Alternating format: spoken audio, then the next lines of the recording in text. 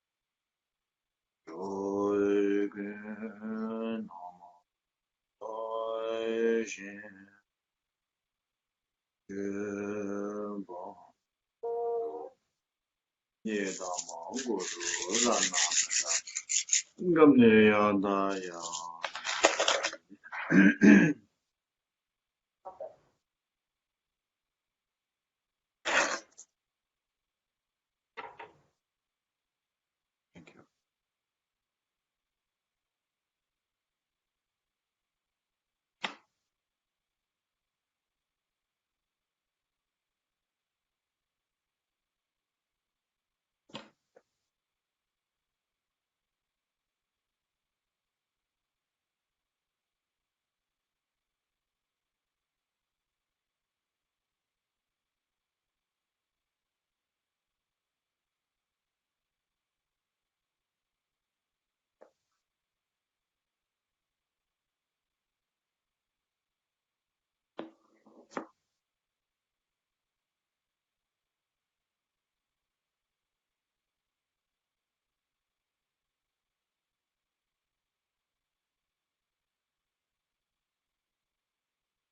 Oh, yeah. So, very good morning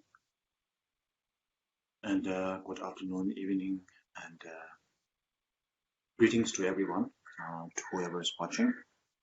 So this before we begin this session, let's tune our mind, tune our motivation to that of the Bodhisattva, which is to whatever activities that we are going to be involved within the next next 2 hours. We will be dedicating that for the sake, to attain enlightenment for the sake of all sentient beings. So with that proper motivation, we will begin today's session. Oh yeah. So today's session is a reminder of last week's session, which is the 10 exhortations or 10 encouragements. So out of which we finished 7 of them. So we have 3 more to go. So last week, to wrap up, last week we talked about the 4 things that one needs for oneself. First, to recognize the preciousness of the human life, then to think of impermanence. Even the human life is not just precious, but it's also very short. We think about the impermanence, then we think about we know that human life is precious. We know that impermanence is inevitable. Death is inevitable. But if you do nothing about it, then it's the same thing. If you know this is poison and you still drink it, then you are going, there is no way out.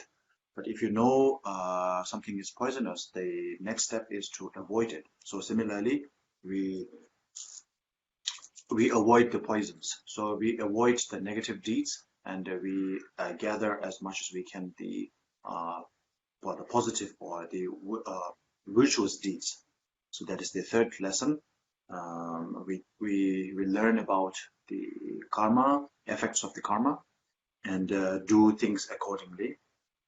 And then even if we do things accordingly, whatever we do, we will still be stuck in samsara unless we root out, we cut the root of samsara, which is the ultimate ignorance, or the ignorance of ultimate reality. So until we cut this thing out, we will still be in samsara, even maybe a little bit better, a better state of samsara, but still samsara nonetheless. So therefore, the lesson number 4 is, in order to get out of samsara, we need to study. We need to study, of course, and then train our mind into rooting out the ignorance of ultimate reality. Now, these 4 lessons were pertaining to the self, yourself. Now, when you understand that, you know the preciousness of your life, you know how rare it is, you know how short it is, you want to get out of samsara and all that. But even after getting out of samsara, if you leave all your loved ones behind, that is still not the right thing to do. So but at the same time, you have no skill of your own to save all the people that you love. So in order to do that, we need to have we need to attain enlightenment. Because once we attain enlightenment, then we can provide every little need that the people we love have. We can overcome all the suffering, all the difficulties that they have. So therefore, we need to have the bodhicitta. That is for the others, bodhicitta. And even if we have bodhicitta, bodhicitta is more or less a motivation to alleviate others' suffering. Even this is the key thing. This is very important. It's like the root. But if you even if you have the root, but if there is no fruit bearing on the tree, then it is of not much. It doesn't make that much of a difference. So the fruit comes from just like for getting us out of samsara, we need to alleviate, we need to uproot our the ignorance. For sentient beings also, in order to get them out of samsara, their ignorance has to be removed. And the ignorance can only be removed through what we call the right views.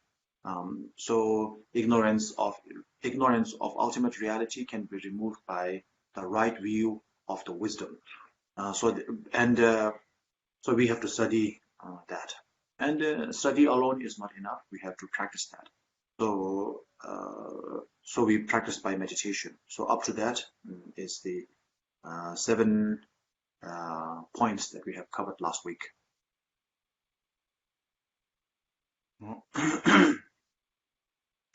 Oh yeah. So now today's session begins from point number 8. Now, which is that so as we said, we have to meditate. We have to practice, and the practice can we have to practice in order to remove the negative emotions, afflictions, and that can be done only through meditation. And even if we are to do that, it is very difficult in today's time, because times have degenerated. So we usually say degenerate times, but when we go much deeper, there are actually 5 sort of like division into it. We call that within that there is the division, the degeneration of life, degeneration of life force, degeneration of sentient beings in general, degeneration of time, degeneration of afflictive emotions, and degeneration of the views, So degeneration of life, degeneration of beings, sentient beings, degeneration of time, degeneration of the degeneration of sentient beings, degeneration of time, and degeneration of the view. So these are the 5 degenerations. When we go deeper, there are 5 degenerations. We refer to them as five degenerations. So we can talk more about that later if you have any questions regarding that. So since it's the degeneration time, since time have degenerated, our afflictive emotions. So as we talked a little earlier, within degeneration of time, there are sort of like 5 sections. The first one is degeneration of life, degeneration of, and the second one is degeneration of the afflictions. So degeneration of afflictions, and then number 4 is degeneration of time. So degeneration of time and degeneration of afflictions.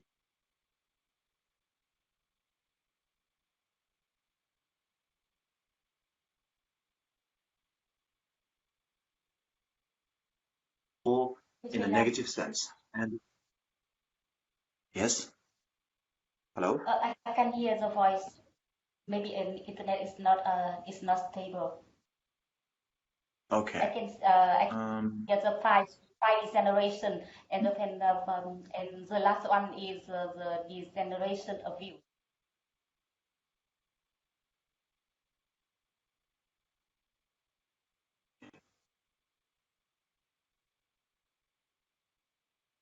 Is it okay now? It's okay now.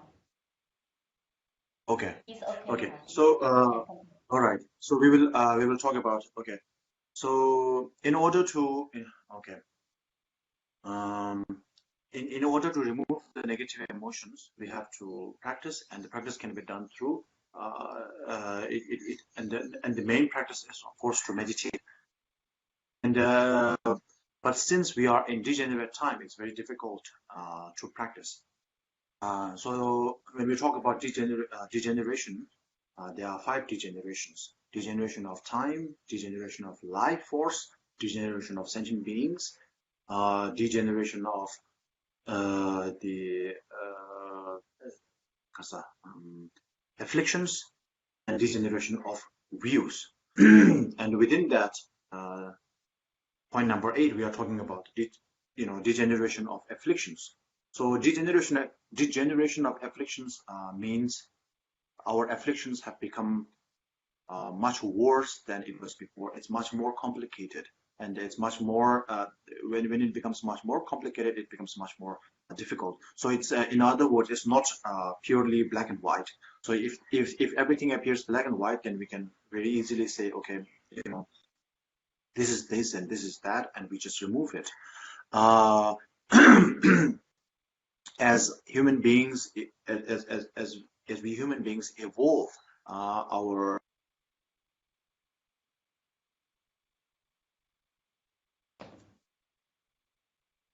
hello. Yes. Okay. Yeah. Our network. You. Our network also has become degenerated. So yeah. Okay. So during the degeneration, so what happens is of the 5 degenerations, the number 2 is the degeneration of our afflictions, which means our afflictions have become much more sophisticated, much more advanced, and the more advanced they become, it's much more difficult to eliminate them. So therefore, it will be much more difficult. So we have to put on much more patience. So that's why patience is very much important. So what seems to be such an ease, we read the stories of our great masters, and it seems like they become great Mahasiddhas within a short lifetime, or within a few years and like that. Of course, at those times the masters were great, and also the students were, the thought process of the practitioners were much more simpler. And when your thought process are much more simpler, your afflictions were also not that complicated. And when your afflictions are not so complicated, they have not yet matured that highly, and because of that, it will be much more easier to develop the wisdom to counteract with the negative emotions, with afflictions. And but since in today's time, this is what it means by degeneration of time. So in today's time, lots of things have advanced, right? If you look outside materialistically, there's a lot of advancement. And because of the advancement, there is also the distractions. So we get so easily distracted, and we have to, things have become, and our life has become sedentary. There's a saying, some people, there was a saying, that all our tools have become smart. We have smartphones, smart TV, smart watch, and all these things. The tools have become much more smarter, and the people have become much more stupid, or much less smart. So we know. So the degeneration of time, things that were made to, that were things that were created to make our lives much more simpler, started to become start to make our lives much more complicated. Of course, it's not the fault of the things, the objects themselves. It is because we have misused them, and we have used those objects which were to simplify our life. We use them, we misuse them, and also we use them without awareness, and that is the reason. So therefore, in summary, during degeneration of time, which is today's time, things are much more complicated and much more difficult. But still, we should not lose hope. We must endure. We must have patience. We have to realize that it's going to be difficult. If you know it's going to be difficult, and then if you know something is difficult and you jump on it, then it's less difficult. If you have no idea it's difficult and you jump on it, and then you find out on the job itself that it's a difficult job, then it's going to be shocking. So it's important to realize it's not going to be easy in this time, in today's time. So once you realize that, whenever you do the practices, you may face a lot of problem, but still you have to think, oh, this is degenerate time. I'm going to face difficulties. Buddha Shakyamuni, Lord Buddha, Siddhartha Gautama became Buddha at the age of 36. We are over that, and but still we have not yet become Buddha, not even a Bodhisattva. So must we lose hope? Is everything hopeless for us? No.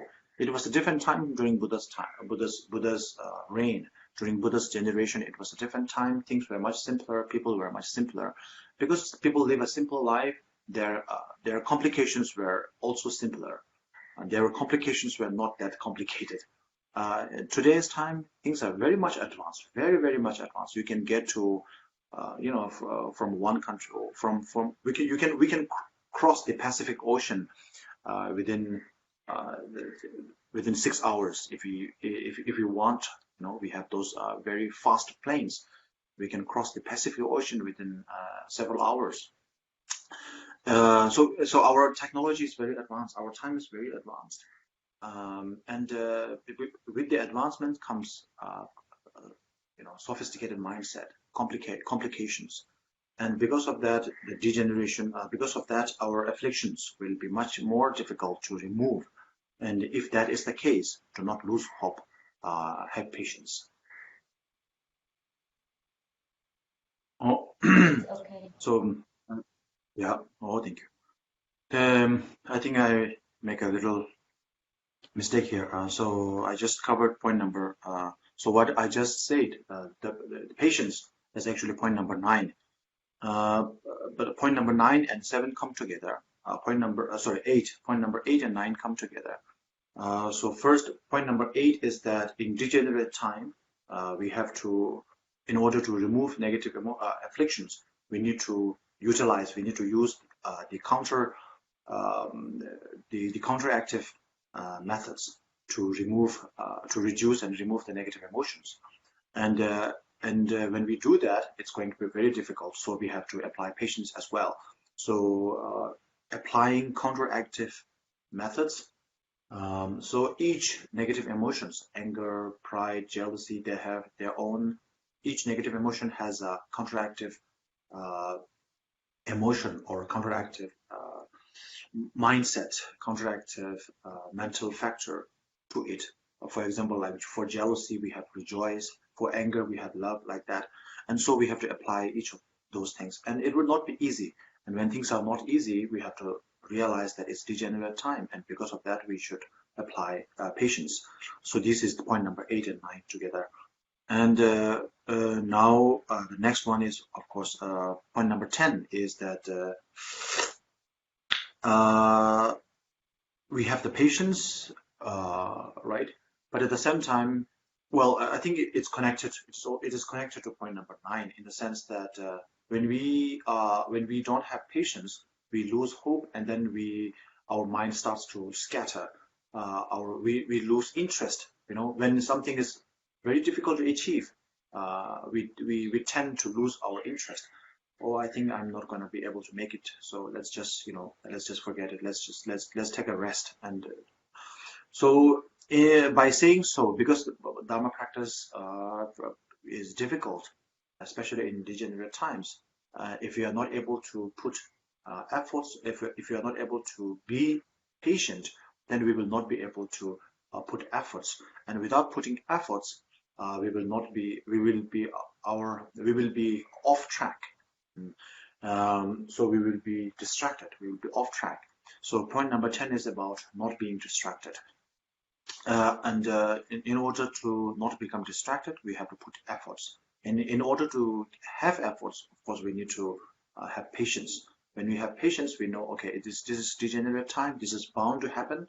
So no matter what, I'm going to strive forward. I'm going to put efforts. And when we put efforts, then our goal will be much more clearer, and then we will not be losing interest. So that will be point number 10. So point number 8 and 9 we covered together. Yeah.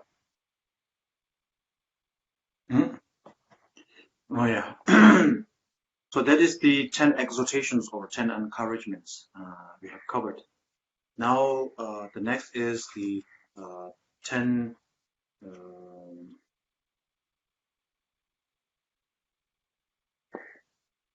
deviations from the Dharma.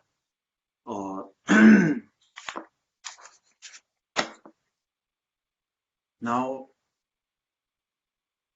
this is when one is doing practices. So this is more or less like what we should be aware of before we start. Our practices. So before we start practicing the Dharma, if we are aware of those things, then this is more or less like a preliminary sort of conditions or preliminary understandings that we should have,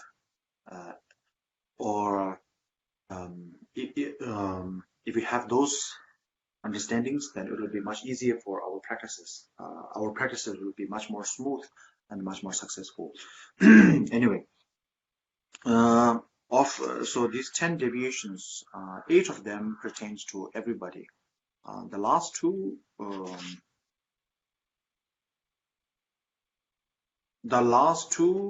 more or less the last 3, 8, 9, 10, usually pertains to people like me who are, supposedly Dharma teachers, So because of that, okay.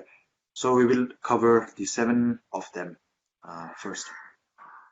The last 2 pertains to Dharma teachers and especially to people with titles and things like that. Okay. So first one is that if you have high intelligence, high IQ, but at the same time have no faith at all, then the whole teachings of the Buddha becomes more or less like an academic subject. So you will be showing off your understanding of the Dharma. Oh, Buddha says this, this and that. Nagarjuna says this and that. So you become a very good speaker. You become an exponent. You become an excellent exponent of the Buddha's teaching. It is not bad to become a speaker of the Buddha's teaching. Of course, all the teachers are speaking about the Dharma. But at the same time, if you have no faith in what you are preaching, so here we are not just talking about preaching and practicing. If you have no faith in the Dharma, and you understand the Dharma because you have very good intelligence, you have very high intelligence, then if you have no faith, then you will not practice. If you do not practice, then what you are preaching is of course empty, for sure.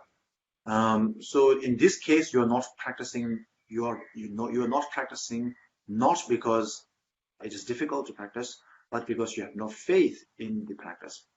So in this case, what you are preaching becomes very empty and hollow words. So therefore, what Master Gampopa is saying is that if you only speak about, if you have intelligence, if you have high intelligence but less faith, and then you delve into the Buddha Dharma, then you will become a very good, maybe debater, maybe a very good teacher, like speaker of the Dharma, but it will be hollow, it will be empty. So this is something we should avoid. So we should, if you know the Dharma well, if you have no faith, but if you know the Dharma well, then it's important to find out the reason why faith is important, why we should have faith in, why we should have faith in the Dharma, why we should trust the Buddha, Dharma, and Sangha, and also things like that. And so that is why this is important. And I will cover the second one as well. If you have, so this is like a vice versa thing. If you have faith, if you have high intelligence but no faith, then you are deviating from the Dharma practice, because you are now becoming a hollow speaker. But if you have strong faith, very strong faith, but no high intelligence, if you are more, you're not smart enough to understand all the Buddha's teaching, then there is it will be very difficult for you. It is not something wrong, but it will be very difficult for you. So in that case, what we have to do is we have to sharpen our mind. So there are many methods to sharpen our mind. We have to use those methods. And also, I think it pertains to the lesson number 3 as well, which is even if you have, so point number 3 is even if you are determined, but if you are lacking the instruction of the Guru, then you may fall into the wrong path. So I'm linking point number 2 and 3 together. Okay. So point number 2 says even if you have total faith, but if you are lacking in intelligence, then it will be very difficult for you. So the way to get over that is to have proper instructions. If you have proper instructions, then your Guru will give you exact sort of practices that pertains to your mindset, your level. And when you do that, you will not only not fall into the wrong path, but you will also have less difficulty. So point number 1, 2, and 3 we cover together.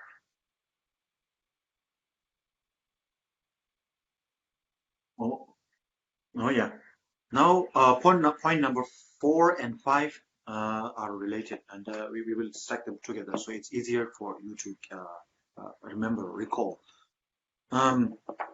So we talk about point number 3. We talk about we need the necessity of the instruction of the Guru, instruction of the teacher.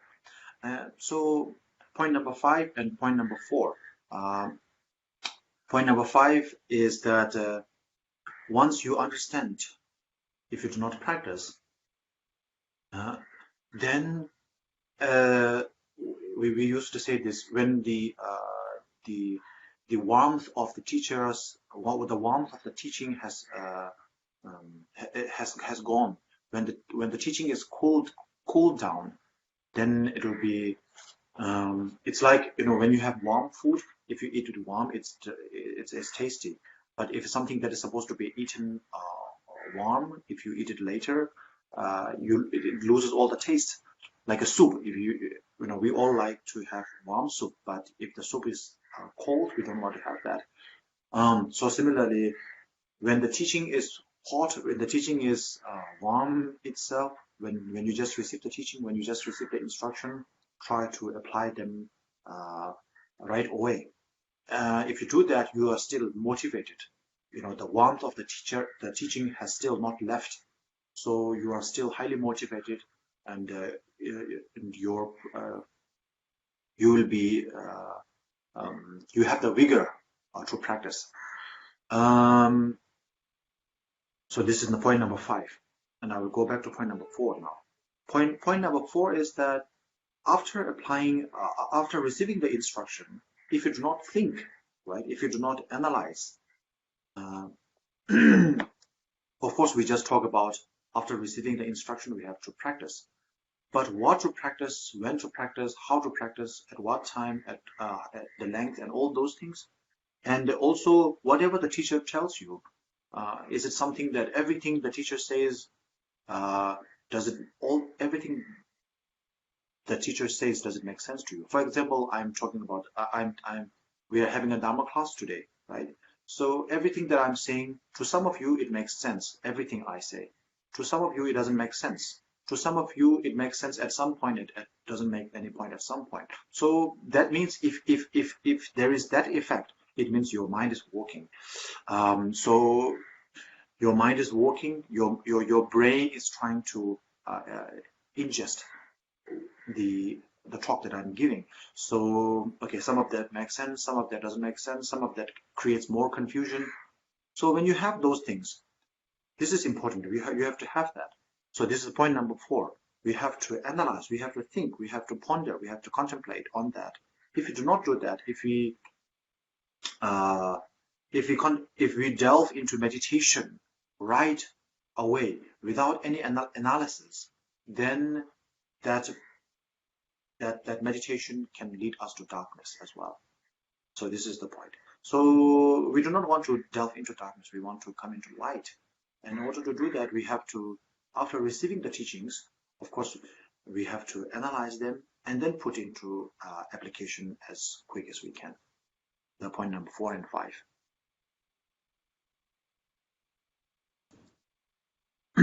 Oh yeah.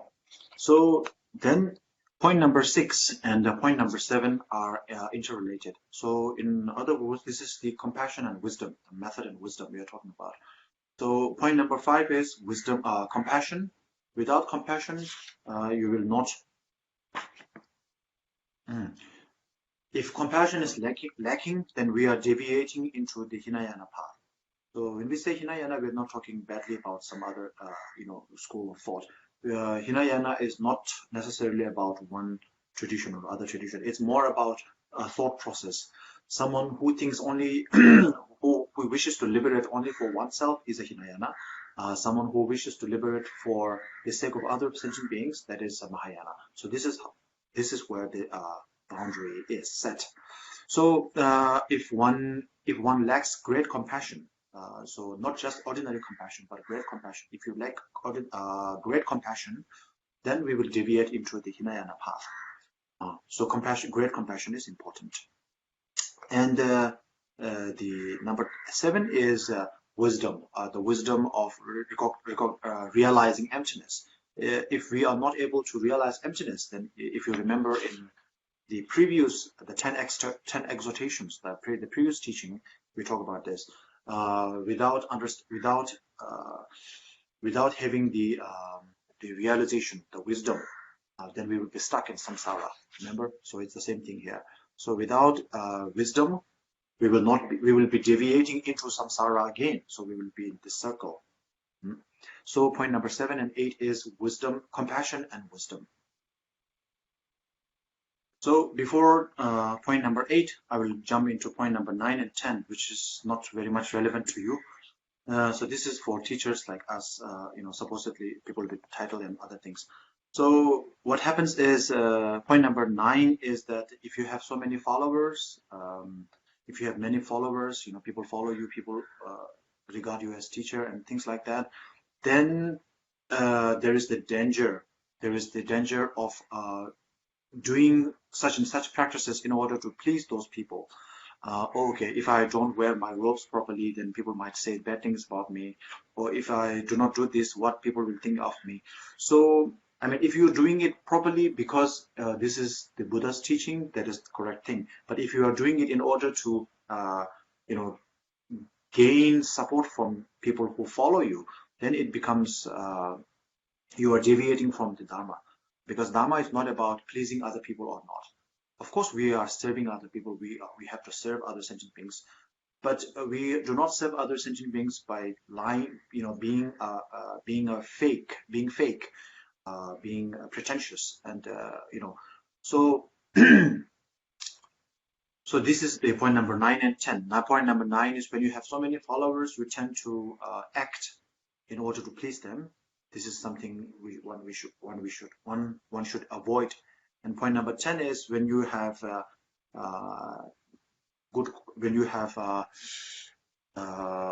high education, when you have good education, and maybe when you have like special magic power and other things like that, then people tend to use you. Like maybe, in olden times, kings and ministers will call you and ask you to, throw a black magic on someone and things like that. And if you do not have the integrity of a Dharma practitioner, if you don't have your integrity intact, then you will become a tool for those powerful people, for kings and ministers and other things, or maybe rich people in today's time. So then you will listen to, they will ask you to do a black magic or maybe some other things, and you will do that for them. And this is also a deviation from the Buddhist practice. So this is point number 8 and 9, 9 and 10. And point number 9 and 10, they all come from point number 8. And point number 8 actually is relevant to all of us. Point number 8, usually we call that 8 worldly attitudes. 8 worldly attitudes. That means doing things just to please other people. Oh, if I wear this, people will think good of me. If I look this way, people will like that way. If I put my, and this is how we function in our world too. Even in a worldly manner, this is something not very healthy. And especially when it comes to the Buddha Dharma, it is not healthy at all. If you do things just to please other people, pleasing people and making really helping someone, that's different. If someone is in bad health, someone is ill, someone is in a bad state, of course we have to help them. But we do not help them in a way just to please them so that we can gain something from it. So pleasing means to make someone happy so that they remain loyal to us. So this is against the Dharma practice. Of course, we make other people happy, but we have to analyze ourselves. Are we doing this in order to make other people happy? Not the end here. We are doing this to make other people happy so that they will stick with us. If you are doing this, if you are doing the practice in that manner, then it is a wrong approach. Yeah. So this covers all the 10 instructions today. Okay, so this concludes today's teaching, and I believe we have some questions. Is that right, Ms. Yen? So can you... Hello? Yes, Rinpoche, we have some questions too. Yes, can you please put, can you read them for me, please? Can you read them for us so that everyone can have a understanding? Okay, Rinpoche. Prostrate to Rinpoche. So the first question is, we are told that the more obstacles we have, the more practice we need. But when the obstacles are lacking of time and lacking of physical strength, we have no time or physical condition to practice. What can we do? Okay, so this is a question regarding time constraint. I see, and also physical sort of weakness in some sense. So the beauty of Mahayana practice is that a large portion of it can be done mentally. And that's why the motivation is very important. We have the motivation in the beginning and the dedication at the end. So these two sort of sums up every practice into. If you have those two, motivation and dedication properly meaning if it adheres to the Mahayana view, then everything becomes a Mahayana practice. One example is if you are. So this is relation to the question also. So Dharma practice doesn't necessarily mean reciting a mantra or meditating alone. Even something simple as eating food or cleaning your house can become a Dharma practice. In the sense of Mahayana practice, we have the proper motivation that I'm going to achieve enlightenment for the sake of all sentient beings. I dedicate myself, my very being, for the sentient beings. When you have that, then you are doing, you are sweeping your floor, you are vacuuming your house, you are eating a food.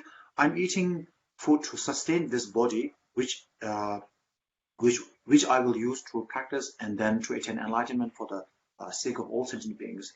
And then when you finish the practice, when you finish your job, you dedicate that. Okay, whatever thing I do today, I dedicate that for the sentient beings in order to attain enlightenment for the sentient beings.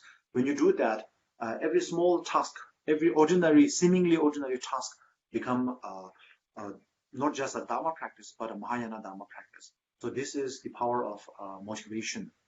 So this is the power of, so we also say that things that have been actually restricted in the Hinayana text are actually allowed in the Mahayana text. So therefore, so this is one simple example. And another thing is, if you have constraint of time and if you have constraint of if you are physically weak, you can do those practices mentally. And then you talk about constraint of time, right? So constraint of time, for example, if you want to practice, let's say, refraining from the 10 negative deeds, that is a very good practice. But it may be difficult for you in your day-to-day life. You may have to, commit a lot of negative deeds, maybe like kill. So usually when we say 10 negative deeds, we are not talking about killing. We are talking about killing people, human beings, right? We're not talking about killing just anybody. Killing human beings is, killing in general is bad, but killing human being is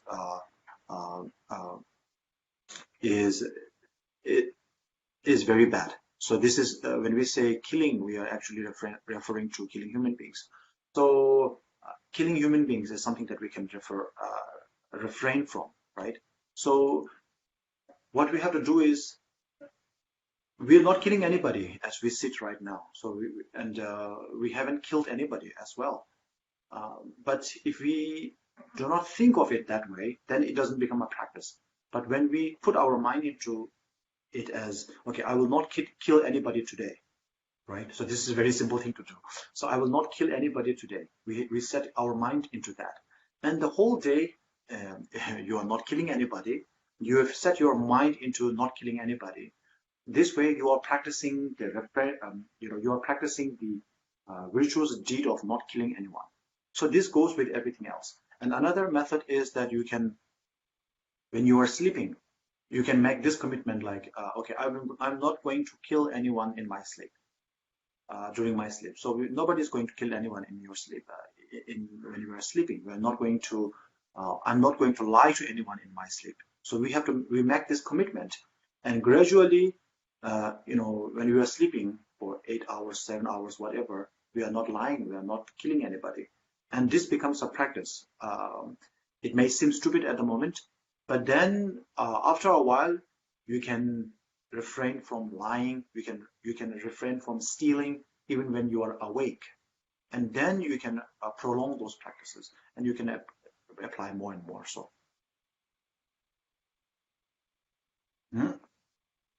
Next question, please.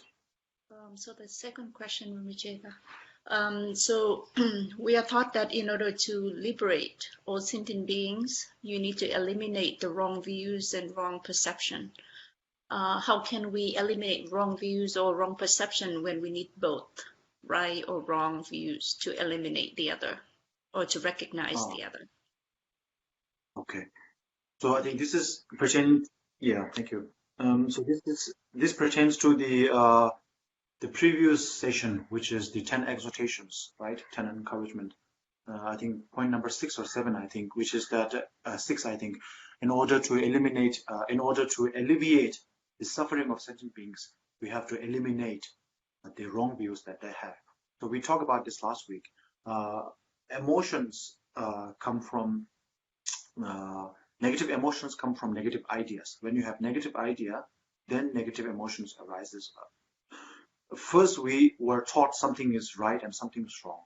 And according to what is right and what is wrong, our emotions also start to rise in that pertaining to that. So yeah, something is right and something is wrong. And when what is supposedly right has been tarnished, then we started to feel bad, we started to develop anger, hatred, whatever towards the person who is tarnishing the image of something good.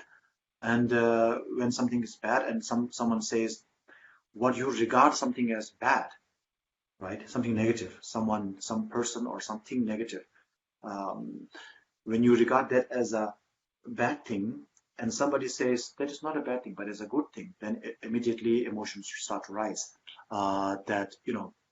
Negative emotion starts to rise towards the person who is saying what you thought to be a bad thing is a good thing. So emotions come from negative emotions rise from negative ideologies. Therefore, we want to get rid of all of negative emotions, anger, hatred, and all these things. None of us is happy with that. But in order to do that, first we need to remove the negative ideology.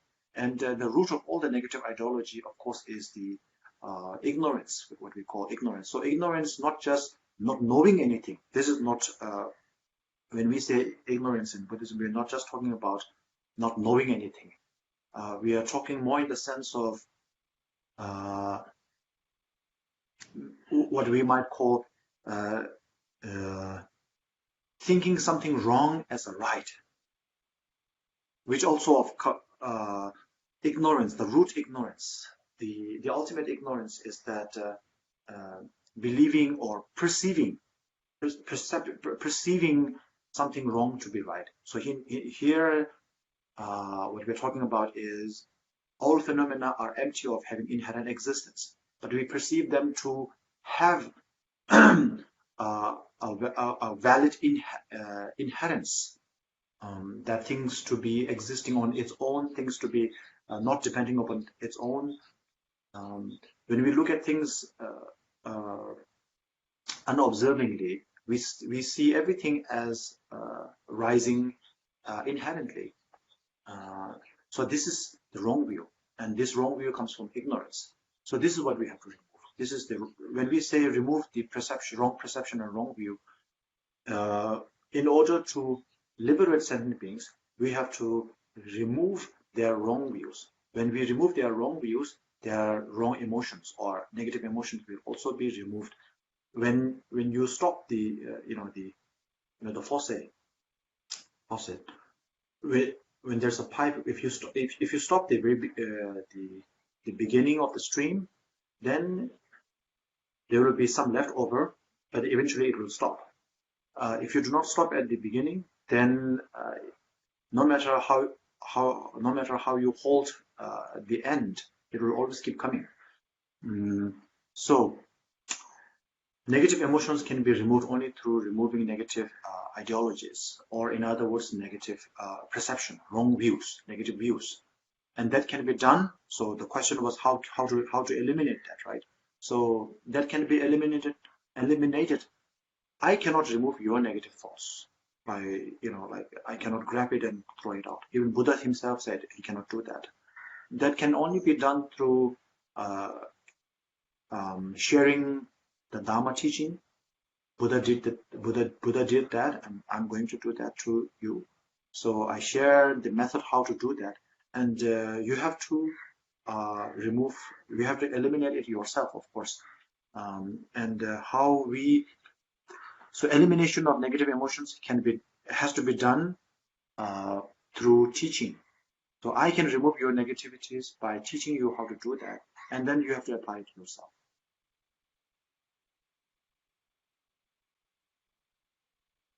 And one more thing, yeah, I don't think we need both. I think the question was we need both wrong and right view. I don't think we need wrong views.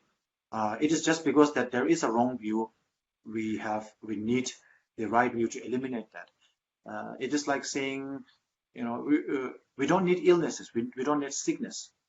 Because there is sickness, we need remedies, we need treatment. We don't need sickness, we don't need both sickness and treatment. If there is no sickness, then we don't need treatment, right? So yeah.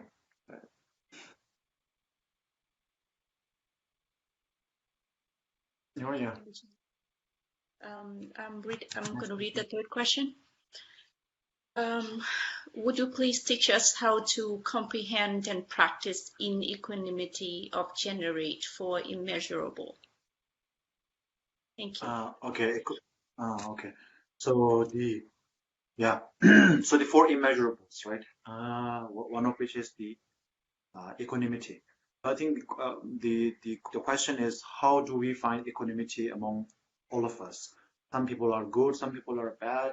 How can we, some people are really negative people, really bad people, and some people are really good. How can we equate them? I think maybe that's the point of the gist of the question. So this is the thing. We like to not everything is black and white as it seems, as I said earlier, negative emotions come from negative ideologies, and we have some certain set of ideology, this is good and this is bad, we tend to put it very boldly, and it is very clear for us somewhat, and we decide, we paint picture of people depending on what we see, the glimpses of them, right? We see through the glimpses of people that we have, we judge them according to our own ideology. And because of that, those people are very good or those people are very bad. But actually it's more complicated than that, more complex than that. The most of the people whom we regard as very bad people are actually loved by their family. They love their own family, and they do a lot of things for their own community and other things. So for those people whom we regard as corrupt and bad people and all those things, they actually think they are doing the right thing. They are also sort of like set by their ideology. They have an ideology to serve their community and other things, and in order to serve their community, serve their family or whatever, they do those things. So there's always a motivation. There's always a sort of a from the doer's point of view, the motivation is always right. So I'm doing this for the sake of this. There's always an explanation. There is always a reason behind it. The reason may be good or bad, right or wrong. That also depends on your view, your ideology. So when there is a clash of ideologies, then there is also the clash of emotions. Now, leaving that aside, one thing we can simply agree on is that everybody wants to be happy. This is what His Holiness always say. We always enjoy joy, enjoy happiness. We want to be happy. We want to have good food. We want to we want to have a good life. We don't want to have bad life. We don't want to have accidents happen to us. We don't want our loved ones to, be parted away from us. In this manner, we are all same, even though the methods are different because of the ideologies that we have set, that we believe into and other things. But we are basically same in the sense, we are equal in the sense that we all want happiness and we do not want unhappiness. How we get it, we have different approaches to that, and because of those different differences, the different approaches that we take, there is a difference. There is a clash. So the conflict is temporary. The conflict is temporary. The unity or the similarity is permanent. It's evident among everybody. We all want to be happy. None of us want to be unhappy, right? But the way to get happiness, sometimes we believe, some of us believe we become happy by having a partner. Some of us believe we become happy by not having a partner. Some of us believe having money is the road to happiness. Some of us believe not having money is part of the way out, because if you have money, you have so many people, your family and relative, asking you for money. So that's a problem for some, and some people having no money is a problem. So these are all temporary. But wanting happiness and not wanting unhappiness is evidently ultimately same for all of us. So that similarity, that equanimity is there for all of us. So by seeing that all sentient beings, all of us, the good people or the bad people, whoever we call them, whatever we call them, they all want happiness, they all do not want unhappiness. And more importantly, from a Mahayana point of view, they all, bad or good people, they are good and bad by circumstances. We have to understand that. And from Mahayana point of view, they have the Buddha nature. We all have, good people have the ability to become Buddha. Bad people also have the ability to become a Buddha. But through circumstances, they chose to become bad people.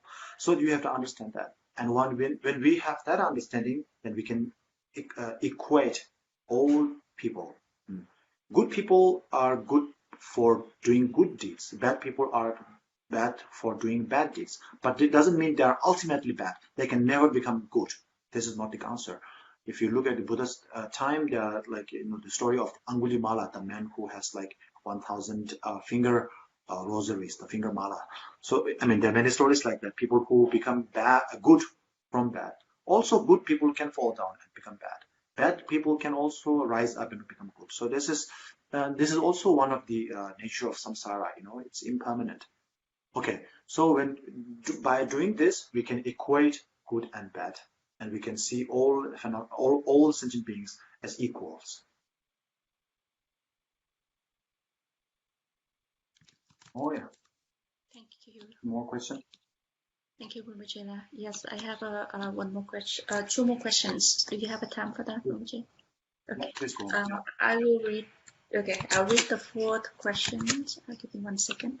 And I'll read in Vietnamese as well. So the fifth question is that we are taught that the obstacles and accidents urge to cultivate virtues. So the enemies and obstacles should be treated as our teachers. But if the obstacles and enemies are no other than ourselves, what do we do? Thank you, Rinpoche. Thank you.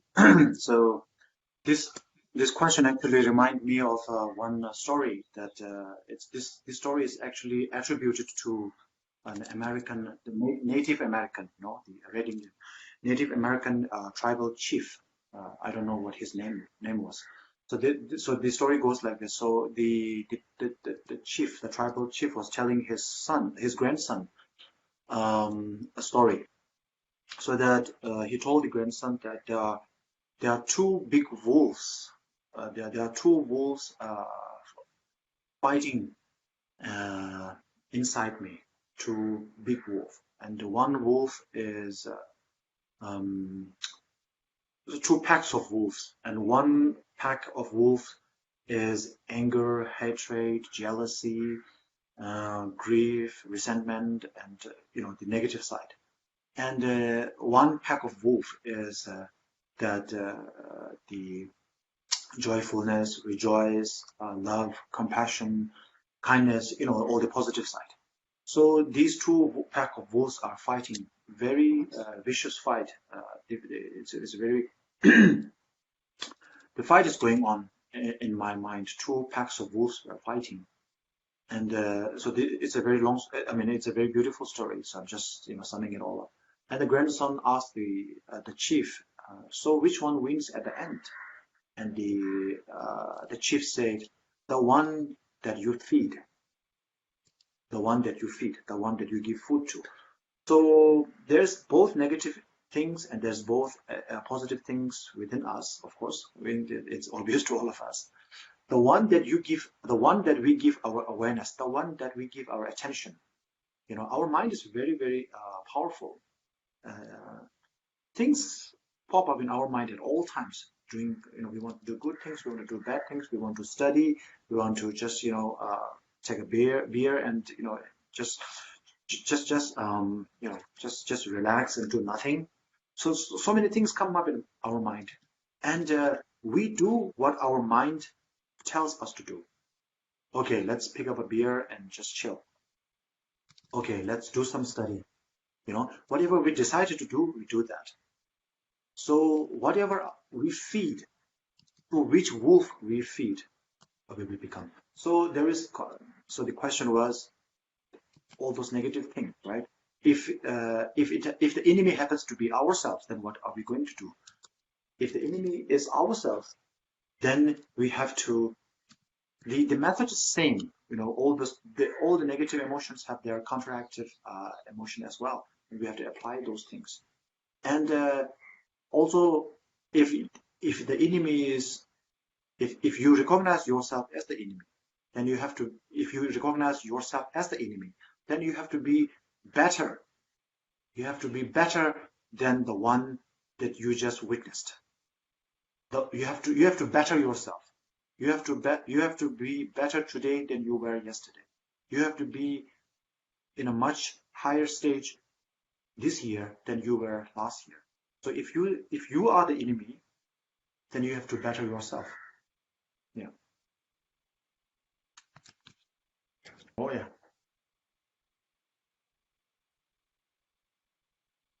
Okay, next question.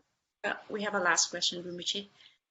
So Yes. Rinpoche, besides doing meritorious deeds, what else can one do to eliminate bad karma for your loved ones, such as your children or parents? I'll read that. Oh yeah. Thank you. So okay, I will. So I will first say a very simple word. So the best way to purify negativity, or like to gather meritorious deeds for your loved ones, is, of course, to implant seed of merit. Implant seed of merit in much people as you can.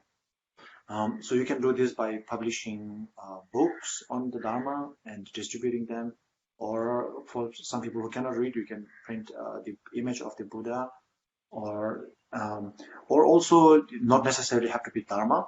If you impart knowledge to people, if you invest in somebody's education, people's education, if you light the lamp of knowledge within somebody's mindset, this will gather incredible merit to whomever it is dedicated to. If you invest in somebody's education, if you whether it is secular education or it's Dharma study knowledge, and then you dedicate that for your loved ones, your parents, your children, whatever, and then this will have immense benefit to the people to whom you dedicate this to. Implanting seeds of merit. Oh yeah, that's the last question. Okay. Yes, that was the last question for tonight. Okay. Thank you, Ms. Yen. Thank you, Wang. And thank you, everyone, for today's session. Everyone. So we do the dedication now, okay? Cảm ơn tất cả mọi người. Và hôm nay chúng ta sang phần hồi hướng. Oh yeah.